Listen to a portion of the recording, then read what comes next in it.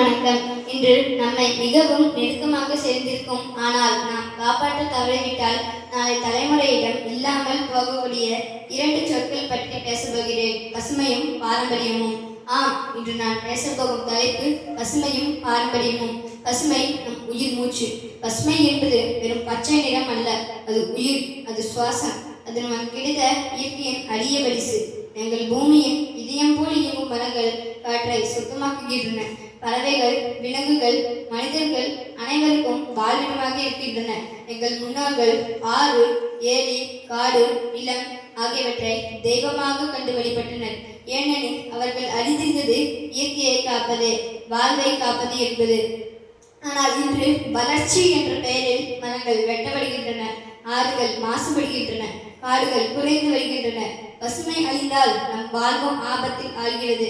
ஆகவே ஒவ்வொருவராக நாம் செய்யக்கூடிய சிறிய செயல்கள், ஒரு மரமாவது நடுதல், பிளாஸ்டிக் தவிர்த்தல், மின்சாரம் மற்றும் நீர் வீணாவதை தடுத்தல், இவை அனைத்தும் பசுமையை காப்பதற்கான முக்கிய பங்களிப்புகள். பாரம்பரியம் நம் அடையாளம். பசுமையை போலவே பாரம்பரியமும் நம் வாழ்க்கையின் அங்கம். பாரம்பரியம் என்பது நம் பண்டிகைகள், பழக்க வழக்கங்கள், கலைகள், மொழி, உணவு வகைகள், உடைமுறை எல்லாமே அதில் அடங்கும். நம் தமிழ்நாட்டு பாரம்பரியம் இயற்கை மற்றும் பசுமையுடன் ஒன்றிணைந்த ஒன்றாகும். பொங்கல், தீபாவளி, திருவிழாக்கள் எதை எடுத்து பார்த்தாலும் அது மனிதனையும் இயற்கையையும் இணைக்கும் நிகழ்வுகளாகவே இருக்கும்.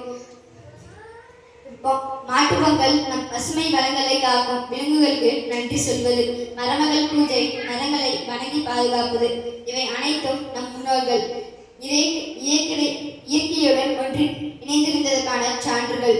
ஏன் இவை இரண்டும் இணைந்திருக்கும்? பசுமையும் பாரம்பரியமும் இரண்டுமே ஒன்றுக்கொன்று துணை போகும். பசுமை இல்லாமல் பாரம்பரியம் பொருள் இழக்கும். பாரம்பரியம் இல்லாமல் பசுமையின் மதிப்பு குறையும். நம் பாரம்பரியங்கள் பசுமையை மதிக்கவும் பாதுகாக்கவும் கற்றுத்தருகின்றன. இன்று நவீன வாழ்க்கை முறை காரணமாக பசுமையும் பாரம்பரியமும் ஆபத்தில் உள்ளன. ஆகையால் நாம் அனைவரும் சேர்ந்து பசுமையை பாதுகாப்போம், பாரம்பரியத்தை பேணி போற்றுவோம் என்ற பண்போடு வாழ வேண்டும். பசுமை நம் உயிர், பாரம்பரியம் நம் அடையாளம். இவை இரண்டையும் காப்பதுதான் நம் கடமை. நன்றி.